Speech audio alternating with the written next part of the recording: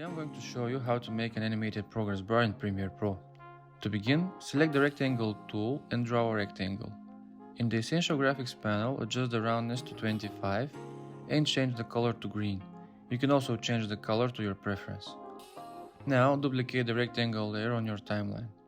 Next, navigate back to the Essential Graphics panel. Disable the fill option and apply a stroke. Adjust the stroke width to your liking. For me, it's typically set to 30. In the Effects Controls panel, disable Uniform Scale and set the height scale to 120 and the width scale to 105. Next, from the Effects tab, apply the crop effect to the first rectangle layer. To animate the progress bar, select the crop effect. In the Program Monitor, adjust the right line to hide the progress bar. Then, set a keyframe. Move this keyframe to the beginning of the layer. Next, move the right line to the end of the progress bar and set another keyframe, placing it at the end of the layer. You can adjust the speed of the progress bar by moving the keyframes as desired. To make the animation more interactive, add from the Effects tab the Venetian Blinds effect.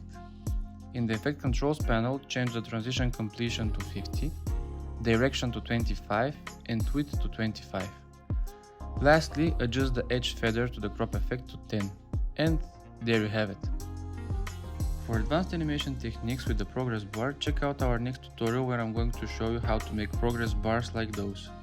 Thanks for watching and until next time.